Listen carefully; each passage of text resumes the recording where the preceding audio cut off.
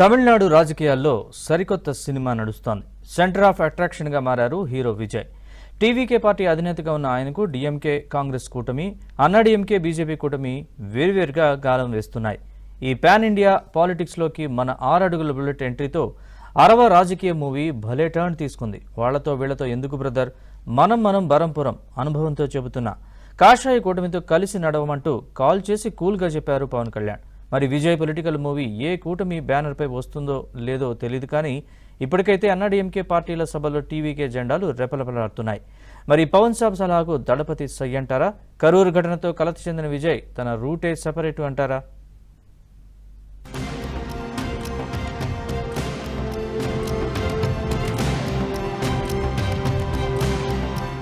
తమిళిగ Vetri Kazhagam TVK party పెట్టి hero Vijay వేసిన తొలి అడిగే ప్రభంజనం. ఏకంగా 2 కోట్ల మందిని టీవీకేలో చేర్చుకోవాలని లక్ష్యంగా పెట్టుకుంటే ఇప్పటికే 1 కోటి మంది సభ్యత్వం తీసుకున్నారట. ఇది దళపతి పాపులారిటీ. సౌత్ ఇండియాలో అతిపెద్ద రాష్ట్రం తమిళనాట ఇప్పటికే జాతీయ, ప్రాంతీయ పార్టీలు బలంగానే ఉన్నా మహానాడు బహిరంగ సభ పెట్టి విజయ్ రియల్ హీరో అనిపించుకున్నారు. హీరోలకు రాజకీయాలు అర్థం కాదు. సినిమా వాళ్లు రాజకీయాల్లో రాణించలేరని విమర్శలు చేసే పొలిటికల్ పార్టీల విమర్శలను పార్టీ ఆవిర్భావం రోజే ఓ చిన్న కథలా చెప్పి వాళ్లకు సవాల్ విసిరారు. ఇక రాజకీయాల్లో రాణించాలంటే ప్రత్యర్థులపై కాస్తో కూస్తో పంచ్ డైలాగులు డైనమైట్లలా పేల్చాలి అన్న లాజిక్ ను అవపోసన పట్టారు విజయ్. తన తొలి రాజకీయ ప్రసంగంలోనే ఆ వాగ్ధాటిని ప్రదర్శించి ప్రత్యర్థులకు ముచ్చెమటలు పట్టించారు.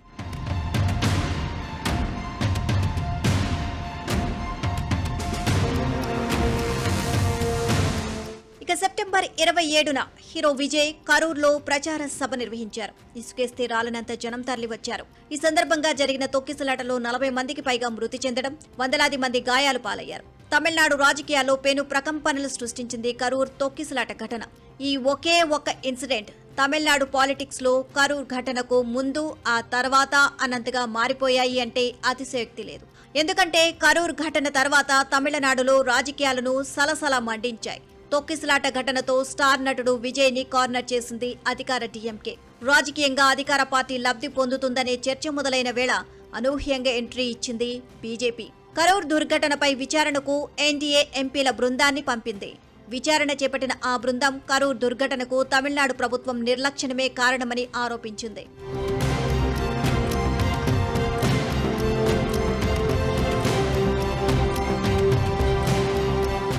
కరూర్ తొక్కిసలాట దుర్ఘటన తర్వాత విజయ్తో కూటమి చర్చలకు అన్నాడీఎంకే ప్రయత్నిస్తే టీవీకేతో పొత్తు పెట్టుకోవాలి అంటూ కాంగ్రెస్లోని ఓ వర్గం పట్టుబడుతోంది. అయితే విజయ్ను అన్నాడీఎంకే నేత, విపక్ష నాయకుడు పళనిస్వామి ఈ నెల 6న సంప్రదించినట్లు, ఆయనకు పూర్తిగా మద్దతిస్తామని చెప్పినట్లు సమాచారం. ఇదే సమయంలో కూటమి ఏర్పాటు చర్చలకు ఆహ్వానం పలికినట్లు గుసగుసలు వినిపించాయి. వచ్చే శాసనసభ ఎన్నికల్లో ఉమ్మడి శత్రువైన డీఎంకేను ఓడించడానికి ఒకే కూటమిగా కలిసి రావడం అవసరమని విజయ్కి సూచించారట పళనిస్వామి. పొంగల్ తర్వాత అంటే జనవరి 3వ వారంలో తన వైఖరి వెల్లడిస్తానని హీరో విజయ్ ఆన్సర్ ఇచ్చినట్లు ప్రచారం జరుగుతోంది. అయితే అన్నాడీఎంకే సభలో టీవీకే జెండాలు ఎగురుతూ ఉండడంతో అన్నాడీఎంకే, టీవీకే కూటమి ఏర్పాటు చేస్తాయి అనే ప్రచారం బలంగా నడుస్తోంది.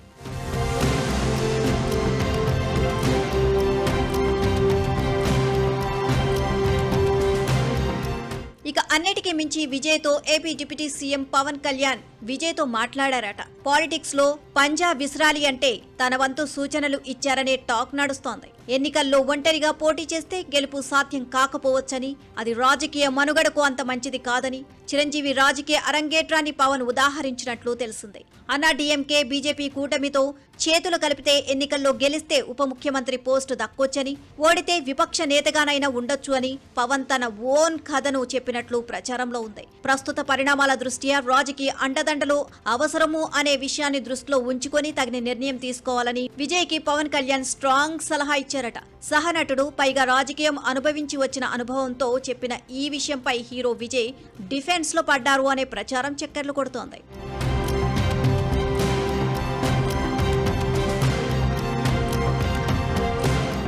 ఇక ఇప్పుడు దేశవ్యాప్తంగా ప్రధాని మోదీ ఎన్డీఏ విధానాలపై పోరుబాట పట్టిన కాంగ్రెస్ కూడా విజయ్కి గాలం వేసేందుకు ప్రయత్నిస్తోంది. కాంగ్రెస్ కమిటీలోని ఓ వర్గం విజయ్ వైపు మొగ్గు చూపుతోంది. వచ్చే అసెంబ్లీ ఎన్నికల్లో టీవీకేతో కూటమి ఏర్పాటు చేయాలనే డిమాండ్ను కాంగ్రెస్ హైకమాండ్ దృష్టికి కూడా తీసుకువెళ్లినట్లు ప్రచారం జరుగుతోంది. టీవీకేతో కూటమి ఏర్పాటు చేస్తే తమిళనాడులోనే కాదు, విజయ్ అభిమానులు ఉన్న పుదుచ్చేరి, కేరళ, కర్ణాటక, ఏపీలోనూ కాంగ్రెస్ పుంజుకుంటోంది అని లెక్కలు కట్టి మరీ ఢిల్లీ పెద్దలకు చెప్పారట.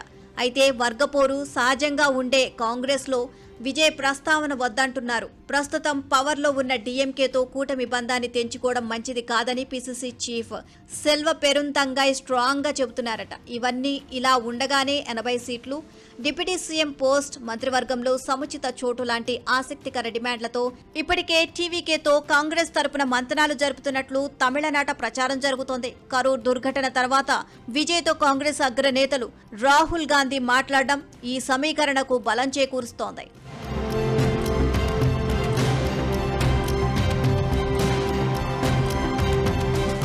ఇక కరూర్లో తొక్కిసలాట దుర్ఘటన తమిళనాడు రాజకీయాలను ఒక్కసారిగా మార్చేశాయి. అప్పటి వరకు దూకుడుగా ఉన్న హీరో విజయ్ దూకుడుకు సడన్ బ్రేకులు పడ్డాయి. పార్టీ నిర్వాహకులపై కేసులు, అరెస్టులు, ద్వితీయ శ్రేణి నేతల అజ్ఞాతవాసం వంటి పరిణామాలతో విజయ్ పరిస్థితి డైలమాలో పడింది.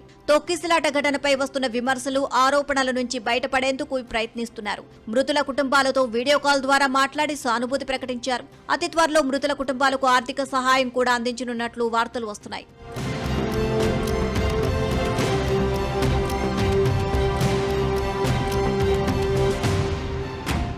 విజయ్ పార్టీ టీవీకే ఏదో ఒక కూటమిలో చేరే అవకాశం ఉందా లేదా అన్నది ఇప్పుడు తమిళనాట తీవ్ర చర్చనీయాంశంగా మారింది. గతంలో సినిమా వాళ్లు పార్టీ పెట్టి ఎదుర్కొన్న కష్ట నష్టాలు సోదాహరణంగా కళ్ల ముందు కదలాడుతున్నాయి. మరి విజయ్ తాను అందరిలా కాదు, ఎవరి అనుభవం వారిది, ఎవరి నమ్మకం వారిది అని ఒంటరిగానే పోటీ చేసి దళపతి తన సత్తా చాటుకుంటారా అనేది కాలమే క్లారిటీ ఇవ్వనుంది.